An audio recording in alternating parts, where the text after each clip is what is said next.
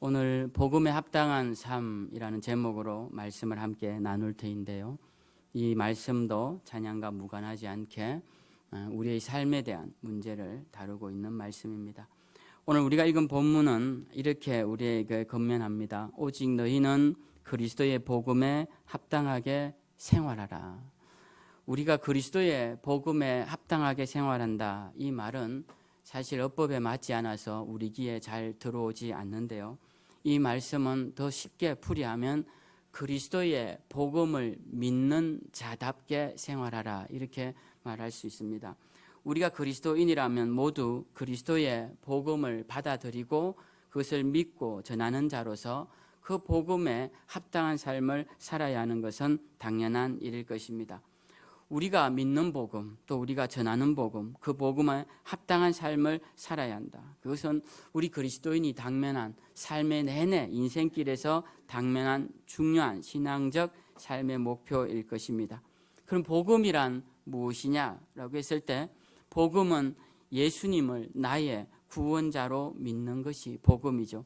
이걸 조금만 더 길게 설명하면 십자가에 달려 죽으신 예수님이 나의 죄를 위해 죽으신 분이요, 그리고 그분이 앞으로 내가 만나야 할 분이요, 그리고 그분이 나를 데리러 오시는 구원자시요 주님이시다라는 이 사실, 이게 복음인데 이 복음을 믿는 자들은 그리스도인이요, 믿지 않는 자들은 그냥 세상의 사람들이다라고 할 수 있습니다. 우리는 누구이냐? 우리는 바로 이 복음을 믿는 자, 복음의 내용을 사실로 믿는 자들이고, 이 복음을 사실로 믿는 자들은 이 복음에 기초한 합당한 삶을 살아야 하는데, 오늘 사도 바울은 우리에게 너희는 그리스도의 복음에 합당하게 생활하라라고 강하게 권면하고 있는 말씀입니다.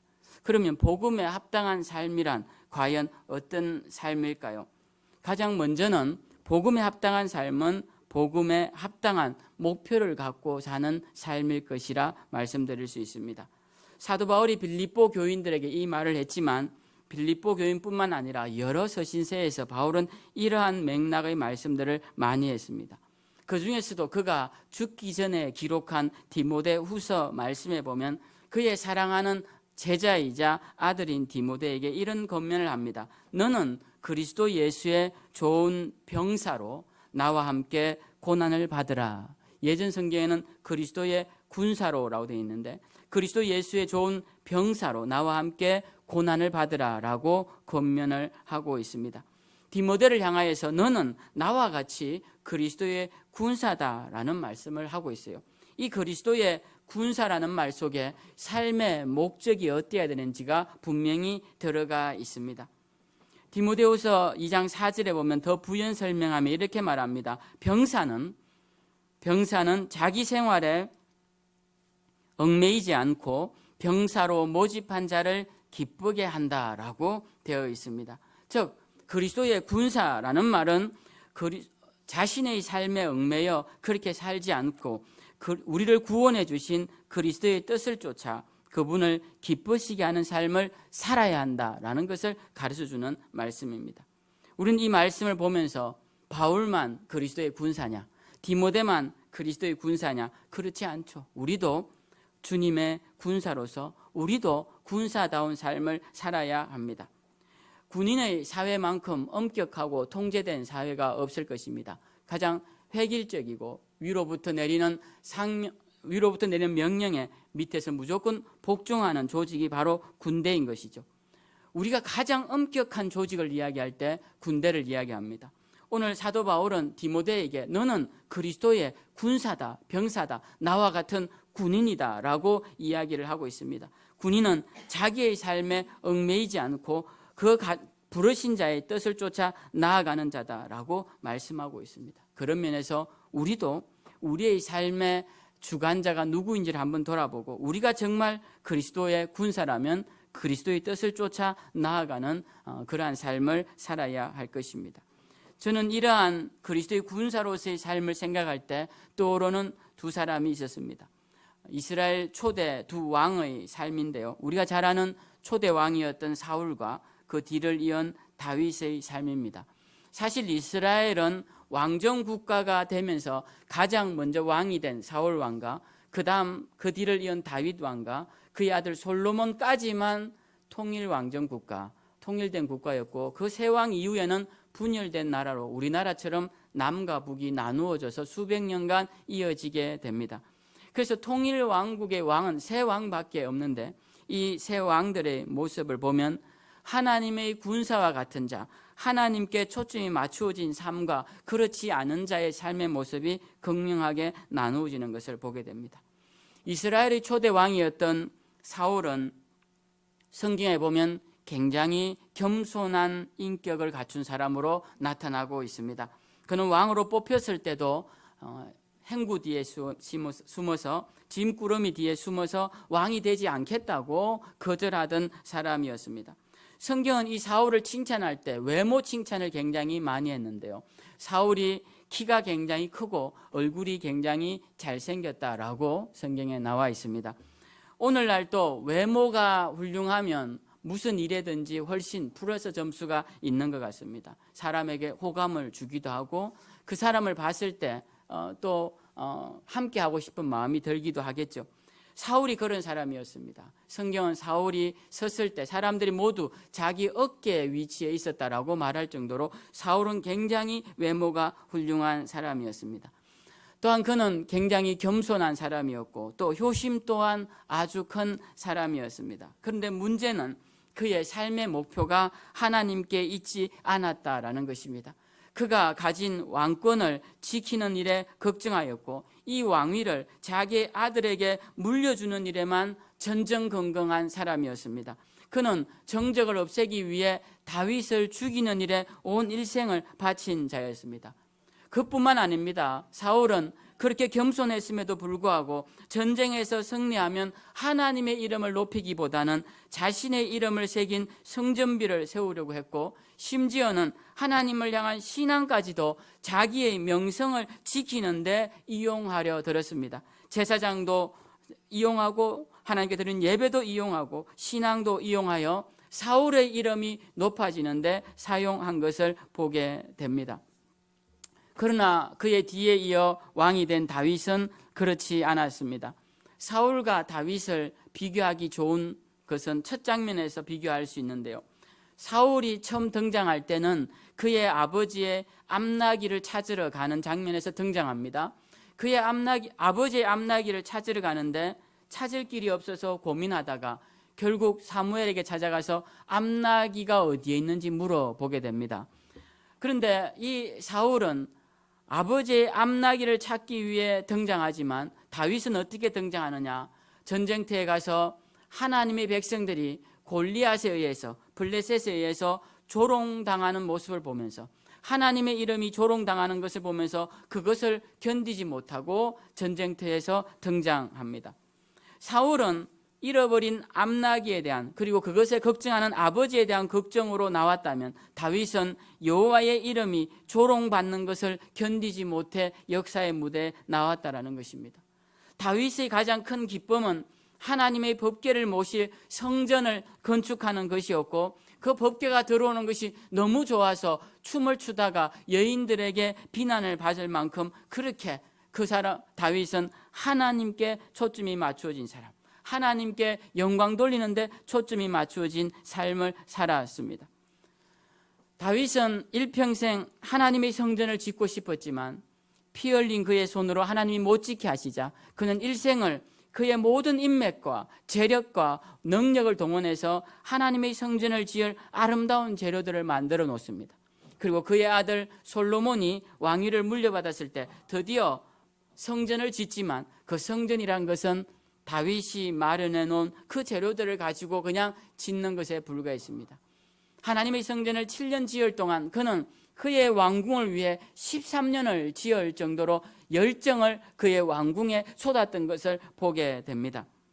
이 세 왕, 사울과 다윗과 솔로몬 세 왕의 모습을 보면서 진실로 하나님께 초점이 맞추어진 왕은 다윗뿐임을 우리가 알게 됩니다.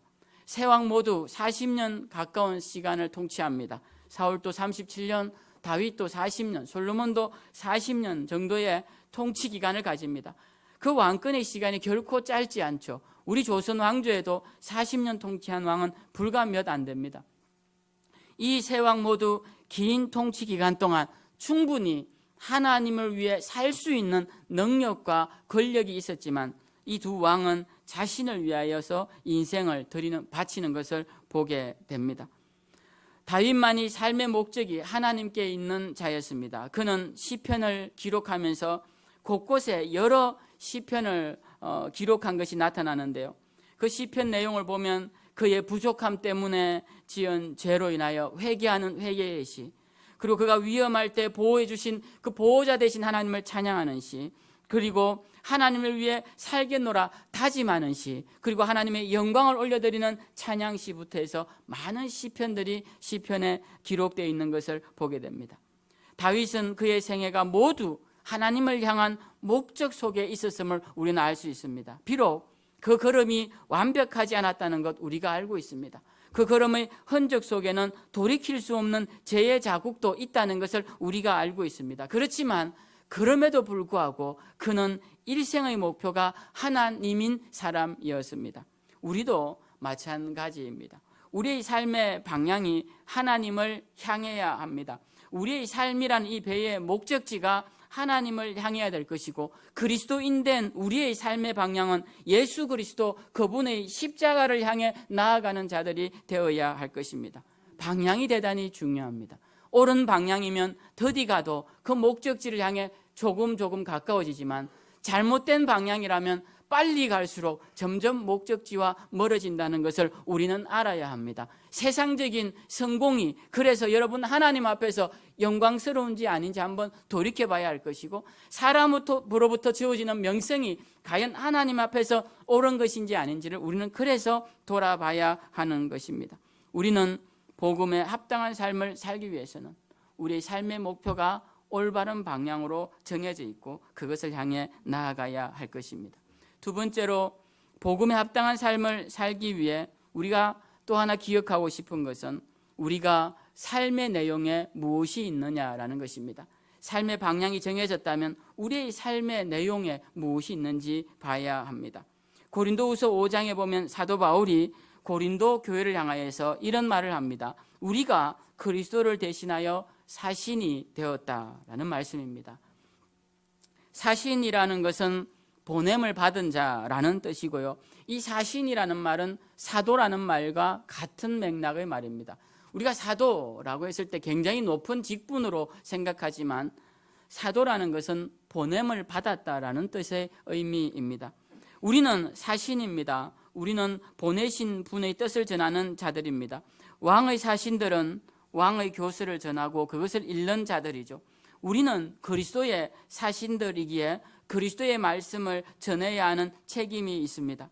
우리가 그리스도의 사신이라면 우리 삶의 내용들에 그리스도께서 말씀하신 명령들이 적혀져 있어야 할 것입니다. 이와 비슷한 유비로서 고린도후서 3장에 보면 너희는 우리로 말미암아 나타난 그리스도의 편지다라는 말씀이 있습니다. 이 그리스도의 사신, 그리스도의 편지는 똑같은 유비로서 똑같은 메타포죠.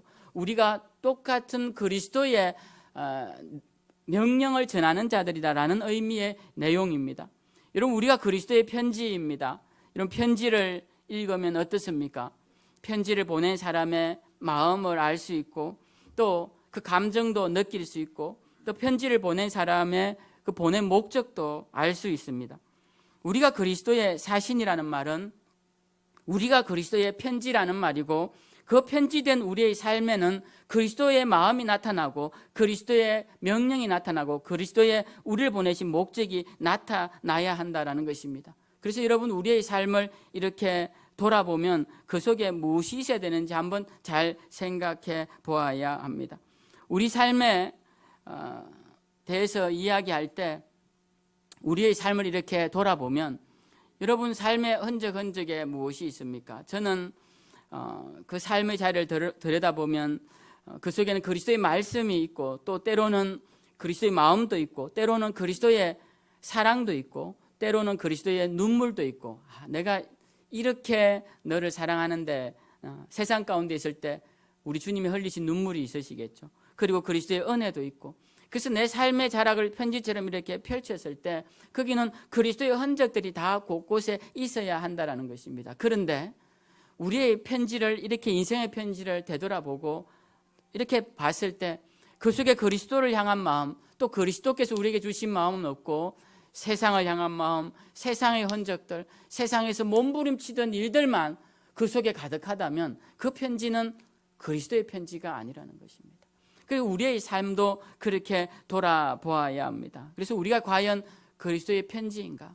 우리가 정말 우리 삶에 그리스도의 사신인가? 그리스도께서 우리에게 주시는 말씀들이 우리 삶의 자국자국마다 기록되어 있는가를 한번 돌아보고, 그렇지 않다면 지금이라도 우리는 그리스도의 편지로서의 삶을 살아야 할 것입니다. 우리가 그리스도의 편지 이야기하면 함께 떠오른 유비가 그리스도의 향기에 대한 말씀입니다. 이것도 고린도후서에 나오는 말씀인데요. 이 고린도후서 2장에 보면 사도 바울이 고린도 교회에 이렇게 말합니다. 우리는 구원받는 자들에게나 망하는 자들에게나 하나님 앞에서 그리스도의 향기다라는 말씀을 해요. 그래서 우리가 이 말씀을 들으면서 이런 생각을 합니다. 우리는 그리스도의 향기니까 내 삶에 향기로운 삶들이 나타나야 되겠다, 이렇게 생각하시면서 이 향기로운 삶이라는 것이 세상 사람들이 부러워할 만한 일들일 것이다, 이렇게 생각하시는데 성경과 전혀 문맥에 맞지 않는 내용입니다. 우리가 알아야 할 이 그리스도의 향기는요, 그런 향기가 아닙니다. 이 고린도후서 2장 15절 이어서 16절 이하에 보면 이런 말씀이 나옵니다. 그 그리스도의 향기를 이야기한 후에 그 향기가 멸망당할 자들에게는 사망에 이르는 냄새가 되고 생명에 이를 자들에게는 생명의 냄새로 나타날 것이다, 이렇게 말을 합니다. 그러니까 그리스도의 향기가, 우리에게 나오는 그리스도의 향기가 멸망 가운데 죽어질 세상 사람들에게는 시체 썩는 냄새처럼 맡기 싫은 냄새로 나타난다는 것이죠. 그리고 생명을 얻을, 구원 받을 자들에게는 생명을 살리는 향기로 나타난다는 것입니다. 그러니까 우리의 삶이 모든 사람들에게 향기가 될 수 없다라는 것이에요. 우리는 이렇게 생각합니다.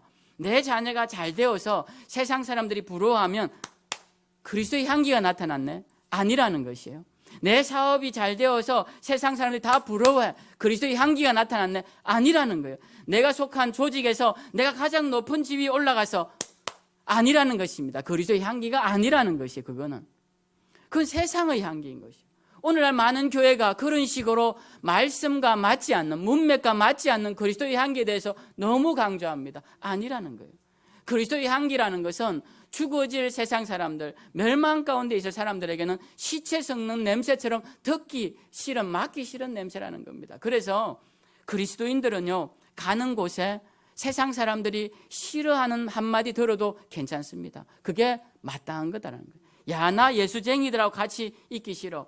그들은 만나기만 하면 예수 이야기하고 교회 가자 이야기하고 지네들도 잘 못 살면서 맨날 바르게 살아라, 정직하게 살아라. 아, 그네들 만나기 싫어. 이런 말 듣는 것이 그리스도의 향기라는 거예요. 왜? 그들에게는 이 그리스도의 향기가 시체 썩는 냄새처럼 맡겨져야 한다는 겁니다. 그럼 누구에게 생명의 향기냐? 구원받을 자에게 생명의 향기입니다. 그래서 그 말을 듣고, 아, 그래, 내가 주님 믿고 내가 예수 믿고 내 교회 가서 이제 세상 가운데 살던 삶 작별하고 지금까지 세상 가운데 내 힘으로 살아봐도 안 되던 거 다 이제 받아들이고 하나님 앞에 나와서 주어진 생명 겸손하게 주님 바라보며 살아야지 라고 하는 것이 그리스도의 향기라는 거예요. 그 생명의 향기를 맡는 자들에게는 그것이 그리스도의 향기가 되는 것입니다. 그래서 저는 오늘 여러분의 삶 가운데 그리스도의 향기가 나타나기를 바라는데, 내가 세상적으로 성공하지 못했다고 그 향기가 나타나지 않는가, 그렇게 생각하지 마시고 참된 향기는 그리스도의 복음이 전해지는 것이 참된 향기다라는 거 기억하시고 내 삶의 내용에 그리스도의 흔적들이 많이 나타나는 그런 복된 분들이 되시길 주님의 이름으로 축원드립니다. 오늘 말씀에 보면 28절에 이런 말씀을 합니다. 무슨 일에든지 대적하는 자들 때문에 두려워하지 않은 이 일을 듣고자 함이라. 이것이 그들에게는 멸망의 증거요 너희에게는 구원의 증거다라고 말씀합니다. 이게 고린도후서 2장의 말씀과 동일한 말씀입니다. 그리스도의 향기가 멸망할 자들에게는 멸망의 증거가 되고 그리스도의 향기가 생명을 얻을 자에게는 구원의 증거가 된다는 것입니다. 그러면 무엇이 멸망의 증거고 무엇이 구원의 증거냐? 복음을 전할 때 대적하는 자들이 용기 있게 우리를 대적하는 것, 그게 증거라는 거예요. 우리가 복음을 전할 때 그 사람들이 우리를 비난하고 조롱하는 것, 그게 증거라는 겁니다. 어떤 증거? 그들에게는 멸망의 증거고 우리에게는 구원의 증거라는 것이 똑같은 것이지만 다른 것입니다. 그래서 오늘 이 말씀은 그리스도의 향기라는 말씀과 동일한 맥락의 말씀인 것이고, 그래서 우리가 주님 일을 할 때 어려움을 당하는 것을 감내하고 주님의 일을 해야 된다. 29절에 보면 그리스도를 위하여 너희에게 은혜를 주신 것은 다만 그를 믿을 뿐 아니라 또한 그를 위하여 고난도 받게 하려 하심이라 라고 되어 있습니다. 이 말씀은 제가 맨 앞에 설교서두에 드린 디모데에게 했던 너는 그리스도의 군사다라고 말한 내용과 똑같은데요. 사도 바울은 이렇게 말합니다. 너는 그리스도 예수의 좋은 병사로 나와 함께 고난을 받으라, 이렇게 되어 있습니다.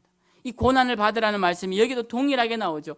이 빌립보 교인들에게도 그리스도께서 너희에게 은혜를 주신 것은 너희 혼자 잘 먹고 잘 살고 세상 가운데 너희 이름 높아지라고 주신 것이 아니라 나와 함께 고난도 받게 하기 위하여 주신 것이다 라는 말씀이에요. 그래서 여러분, 우리 삶에 정말 그리스도를 위한 삶이 있다면 내 삶의 자리에 어느 정도 그리스도를 위한 고난의 흔적 한두 가지는 있어야 되겠다라는 거예요. 내 삶을 돌이켜 봤을 때 내가 주를 위하여 받은 고난이 하나도 없어요. 그게 참된 그리스도인의 삶이라 할 수 있겠느냐는 거예요. 주가 조롱받을 때 내가 단 한 번도 나서서 그를 대변한 적이 없기 때문에 우리에겐 고난이 없는 것입니다.